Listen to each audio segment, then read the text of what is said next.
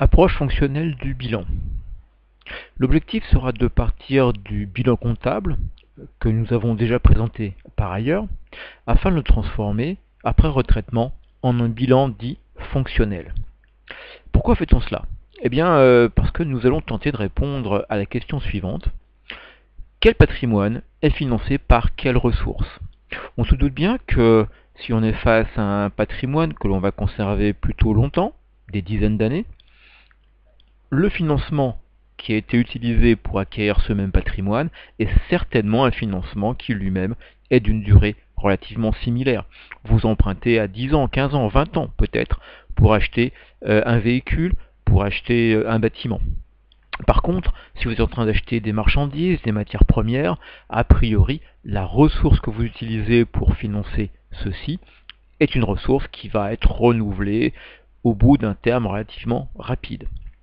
Et ce bilan fonctionnel, eh bien, pour pouvoir répondre à cette question, va nous permettre de calculer d'un côté des soldes dits significatifs de ce bilan fonctionnel et de l'autre différents ratios qui permettent d'analyser et d'affiner cette analyse. Alors, comment ça se passe? Eh bien, le bilan fonctionnel, les principes de base, c'est de retraiter, transformer, redécouper le bilan comptable. En effet, le bilan comptable est avant tout un document fiscal et non pas un document sur lequel on est certain d'avoir des éléments par terme. Donc, on va à la fois rapprocher les éléments qui sont d'une même durée et des éléments qui sont de nature similaire. Ainsi, on fera apparaître un actif qu'on appelle actif stable, que j'utiliserai également sous un autre vocable qui est celui d'emploi stable, ou d'emploi durable, ou d'actif durable. Celui-ci sera principalement composé des actifs immobilisés et éventuellement de quelques éléments complémentaires. Ensuite, l'actif circulant du bilan comptable lui-même sera regroupé en fonction de trois natures différentes. Un actif circulant qui est lié à l'exploitation de l'entreprise, des stocks, par exemple, de marchandises, de matières premières, de produits finis, mais aussi des créances clients ou des créances qui ont à voir avec votre métier. On aura également de l'actif circulant hors exploitation. A priori, un patrimoine qui va rester peu de temps dans l'entreprise, mais qui n'a vraiment pas grand-chose à voir avec votre métier. Et puis enfin, une trésorerie d'actifs, les comptes bancaires, la caisse, par exemple. Ça, c'est pour l'actif du bilan. Du côté du passif, également un retraitement. On parlera de passif stable, ou encore de passif durable, ou de ressources stables ou ressources durables.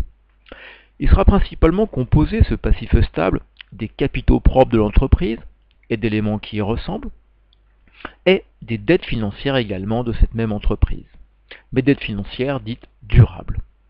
Ensuite, le passif circulant va lui-même être redécoupé en trois grands éléments. Un passif circulant d'exploitation, des dettes que l'on peut avoir mais qui sont liées à notre métier, par exemple des dettes auprès de fournisseurs de matières premières ou de fournisseurs de marchandises, mais également des dettes sociales ou fiscales. Un passif circulant hors exploitation, c'est-à-dire des dettes également a priori relativement vite renouvelées, donc de court terme, mais qui ne sont pas en lien avec votre exploitation, par exemple l'impôt sur les bénéfices. Et puis une trésorerie dite passif, alors là c'est peut-être la nouveauté pour vous. Une trésorerie de passif, qu'est-ce que ça peut être? Eh bien simplement, ça peut être des comptes bancaires pour laquelle l'entreprise est à découvert. On parle alors de solde créditeur de banque.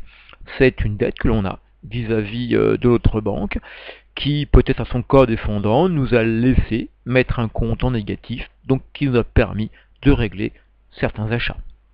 Voici à quoi ressemblera donc a priori notre bilan fonctionnel.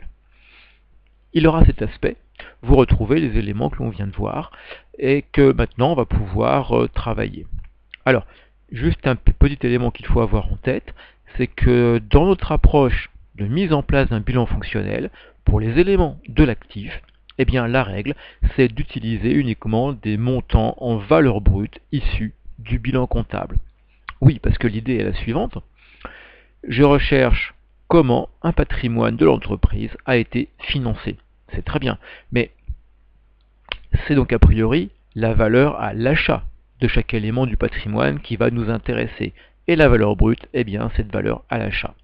C'est pour ça qu'il faut se méfier, parce que quand vous avez un bilan, là j'ai fait un extrait du bilan panique qui nous accompagne dans ce chapitre, eh bien vous voyez qu'il y a plusieurs colonnes qui apparaissent à l'actif. Une colonne brute, c'est-à-dire la valeur brute des éléments, valeur à l'acquisition de ceux-ci. Vous voyez ainsi par exemple qu'on a acheté des constructions pour 1870. Vous avez ensuite une colonne amortissement et provision, c'est-à-dire le cumul de toutes les dotations amortissements et provisions que l'on connaît depuis que ces éléments font partie du patrimoine. Ça peut être l'amortissement de construction, de matériel, ça peut être des provisions par exemple sur des stocks ou sur des créances clients. Et puis enfin, une colonne dite nette. Dans cette colonne de montant net, eh bien, vous retrouvez la valeur qu'il reste, ce qu'on appelle la valeur comptable également, des éléments de patrimoine, une fois que les amortissements et les provisions ont été effectués. La règle qu'il faut donc avoir en tête, c'est que en partant de la valeur brute et en lui soustrayant la totalité des amortissements et provisions concernant un élément de patrimoine, on obtient cette fois-ci la valeur nette de celui-ci. C'est ce que vous retrouvez par exemple pour les constructions. On a une valeur brute, un patrimoine qui s'est constitué au fil des ans, ici en kilo-euros, qui est de 1870. Il y a pour 122 000 d'amortissement, et donc la valeur nette, la valeur comptable de ces constructions, est de 1748. Continuons maintenant donc avec panique. On va maintenant monter le bilan fonctionnel de celui-ci. Donc il faut avoir notre bilan comptable pas très loin. Voilà ce qui va se passer. Je me concentre maintenant sur l'actif du bilan fonctionnel. On va commencer par remplir la ligne de l'actif immobilisé. Pour ceci, là où j'ai le plus de chances de trouver de l'actif durable, eh bien c'est en prenant le total des actifs immobilisés. Ici 5316. Et puis il faudra que je me méfie quand même un tout petit peu, notamment sur le bas de notre bilan, parce que l'on peut avoir ce que l'on appelle des comptes de régularisation. Et notamment, et c'est le cas ici, vous voyez que j'ai des charges à répartir sur plusieurs exercices. C'est-à-dire une charge qui a été réglée une certaine année, mais a priori qui va concerner plusieurs exercices d'affilée. Ici pour 183. Cela nous fait alors un actif circulant de 5499. Ensuite, on va s'intéresser aux éléments de notre actif circulant. Tout d'abord, l'actif circulant d'exploitation. Pour ceci, eh bien, on descend un peu plus bas, on va dans la partie actif circulant, et on va commencer par prendre aussi bien les stocks en cours, matières premières, produits intermédiaires, marchandises, que les créances figurant dans cet actif circulant. Mais attention, les créances peuvent être de nature différente. Celles qui vont nous intéresser, c'est celles qui comportent une dimension d'exploitation. Donc là-dessus, il peut y avoir quelque chose qui peut nous perturber. On prendra d'abord les créances clients et également ce qu'on appelle les autres créances. Par contre, on fera très attention de ne surtout pas prendre les créances dites diverses. Autre point, on a quelquefois des charges constatées d'avance. C'est-à-dire des charges qui ont été acquittées durant l'année N-1, mais qui vont concerner et seront consommées l'année suivante. C'est-à-dire qu'on a une créance vis-à-vis de notre fournisseur. Il faudra faire attention, si ces charges sont considérées comme d'exploitation, elles rejoignent l'actif circulant d'exploitation, et quelquefois, mais beaucoup plus rarement, elles peuvent comporter une dimension hors exploitation. Donc là, on a besoin de cette information qui est fournie en annexe. Le cas échéant, eh bien, si on n'a pas l'information, on basculera tout cela dans l'actif circulant d'exploitation. Ainsi, on a pour 4658 d'actifs circulants d'exploitation pour panique. Ensuite, on va aller s'occuper de l'actif circulant hors exploitation. Eh bien, dans cet actif circulant hors exploitation, on prendra les créances diverses, on en a parlé il y a quelques instants, et on rajoutera les valeurs mobilières de placement, c'est-à-dire des titres qui sont a priori détenus pour un terme court, dans un objectif plutôt spéculatif. Ici, on a donc pour 69 d'actifs circulants hors exploitation. Et puis enfin, sera rajouté les disponibilités dans la trésorerie d'actifs pour les 924. Ceci étant fait, eh bien, on a alors un total de notre actif fonctionnel de 11 150. Et au passage, vous noterez, c'est très important, que le total du bilan fonctionnel à l'actif est égal au total de l'actif du bilan comptable. Normalement, tout ce qui figure à l'actif est pris lorsque l'on est en train de faire le montage de notre bilan fonctionnel. Si d'aventure mes totaux sont différents, on peut effectivement penser que quelque chose ne s'est pas bien passé pour nous. Passons maintenant au calcul du passif du bilan fonctionnel. Alors pour ceci, regardez bien, parce que là on est sur quelque chose qui peut se révéler légèrement plus complexe. Dans un premier temps, nous allons prendre tout ce qui est en rapport avec les capitaux propres et les autres fonds propres de l'entreprise. Donc je prends la totalité des capitaux propres et, s'il y en a, la totalité des autres fonds propres. Ensuite, je vais rajouter les provisions pour risque et les provisions pour charge. Et c'est maintenant qu'il faut faire très attention. Je vais rebasculer sur l'actif. Si vous vous souvenez, dans l'actif, j'ai une colonne centrale amortissement et provisions, avec un total ici de 435 pour panique. Et je prends ce montant pour le rajouter ici, dans les capitaux propres, plus amortissement et provisions. Alors pourquoi fait-on ça? En fait, pour une raison relativement simple. Si vous vous souvenez, quand on a étudié à l'époque les différents types de financement durable dont faisait partie la capacité d'autofinancement, on avait vu de manière très simple que la capacité d'autofinancement, c'était le résultat net auquel sont rajoutées les dotations aux amortissements et provisions. Eh bien, regardez ce qu'on vient de faire. Quand on a reporté les capitaux propres, on a pris le résultat de l'exercice et on a rajouté à celui-ci l'ensemble des différentes réserves et le report à nouveau. C'est-à-dire que les réserves et le report à nouveau, c'est ce qui est resté à l'entreprise pour assurer son développement, et ceci, en fait, ce sont les éléments restants des résultats des différentes années précédentes. En rajoutant à ce résultat net de l'année et des différentes réserves des années précédentes l'intégralité des amortissements et provisions de l'entreprise, eh bien, je suis en train de dégager la totalité des CAF cumulés par l'entreprise. C'est-à-dire plus exactement son autofinancement, puisqu'elle a certainement versé des dividendes.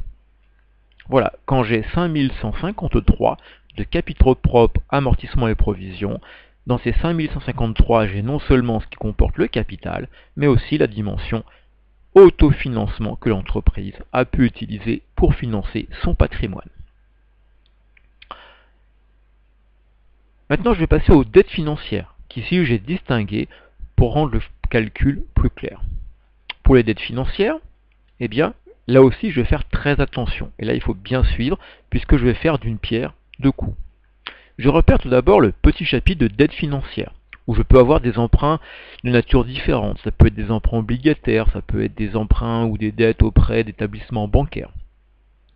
Mais je dois faire très attention, puisque si je regarde bien, j'ai un petit renvoi qui apparaît, j'ai un petit 2, où on me dit, dans le montant total de dettes financières, il y a une petite partie qui correspond à des concours bancaires courants et soldes créditeurs de banque, ici pour 137. Cela veut dire que pour les 1937 de dette financière totale, eh bien, ce n'est pas entièrement de la dette durable. Il y en a pour 137 qui correspond, pour faire très beaucoup plus simple, à un découvert bancaire. vous le voyez apparaître au bout de ma flèche rouge. Ce qui fait que là, je vais traiter la dette financière en la scindant en deux. J'ai une première partie, 1800, qui va correspondre à la dette financière durable. Et j'ai l'autre partie, les 137, qui correspondra à la trésorerie de passif de l'entreprise. Deux lignes remplies d'un coup. Il nous reste maintenant à nous occuper de ce qui va être les dettes d'exploitation et hors exploitation. Pour ceci, on va prendre le montant des dettes d'exploitation, qu'elles soient fournisseurs, qu'elles soient fiscales et sociales, ou des dettes d'exploitation dites autres. Là encore, faisons attention au piège, où il y a autres dettes d'exploitation et juste derrière, les dettes diverses. Les dettes diverses, toujours le même principe, c'est du hors exploitation. Je reporte ainsi les montants qui nous concernent. Je rajoute à ceci les produits constatés d'avance, si d'aventure il y en a, même raisonnement qu'à l'actif. J'en ai pour 3074 de dettes d'exploitation. Et puis enfin, pour terminer notre bilan fonctionnel du côté du passif, on va partir sur ce qui nous reste, les dettes diverses, impôts sur les bénéfices, dettes sur immobilisation par exemple, que l'on reporte dans le hors exploitation. Cela nous fait 986. En faisant le total, vous devez retrouver les 11 150 que nous avions déjà constatés lorsque nous montions l'actif de ce même bilan fonctionnel. Voilà donc maintenant actif et passif de ce bilan fonctionnel complété. On va pouvoir rajouter des calculs de pourcentage, c'est-à-dire regarder ce que représente chaque élément que l'on vient de calculer par rapport au total du bilan. Ainsi, pour l'actif immobilisé, si je prends les 5499 divisé par 11 150, l'actif immobilisé représente pour 49,3% du total du bilan. Les calculs seront faits de la même manière pour les actifs circulants d'exploitation et hors exploitation, ainsi que pour la trésorerie d'actifs. Du côté du passif, même chose. Par contre, je vais regrouper capitaux propres et dettes financières. C'est ce qu'on a vu au tout début. C'est le même ensemble qui constitue le passif stable, 62,4%. Une dette d'exploitation qui va représenter 27,6% du total du bilan. Une dette hors exploitation qui représente 8,8% et une trésorerie de passif, les 1,2% restants. Et là, on va voir qu'il y a quelque chose qui apparaît, qui va commencer à nous mettre la puce à l'oreille, besoin d'analyser un peu plus loin, ce qui justifiera nos ratios et nos calculs de solde significatifs. Vous voyez ici que j'ai un patrimoine, actif immobilisé, qui représente un tout petit peu plus de 49% du capital, et à côté, j'ai un passif stable, des ressources durables, qui représentent plus de 62% du total. Quelque chose qui est plutôt assez étonnant. Imaginez que vous allez acheter une voiture. Votre voiture va peut-être coûter 20 000 euros. Vous allez la financer, vous allez amener vos économies, vous allez peut-être faire un prêt, mais vous allez a priori, pour acheter une voiture qui vaut 20 000 euros, amener un financement qui serait plutôt aux alentours de 20 000 euros. Vous n'allez pas amener 40, 50 ou 60 000 euros pour acheter une voiture qui en vaut 20 000. Donc on peut penser que pour une entreprise, le fonctionnement va plutôt être similaire. Et ici, vous voyez que ce n'est pas le cas. Pour 5,5 millions d'euros de patrimoine, on a été chercher 6,9 millions de financement. Donc quelque chose se passe, évidemment, sur la partie basse de ce bilan fonctionnel. Vous voyez des choses étranges qui apparaissent. L'actif sur l'exploitation représente 4,6 millions, alors que la dette d'exploitation représente 3 millions. Et a priori, la dette d'exploitation devrait être là pour financer cet actif circulant d'exploitation. Donc là, a priori, des choses étonnantes qu'il faut sans doute aller creuser, sauf que là, on est face à un document qui n'est pas très pratique, il faut aller plus loin, le présenter encore un peu différemment. Ça sera la raison des vidéos ultérieures.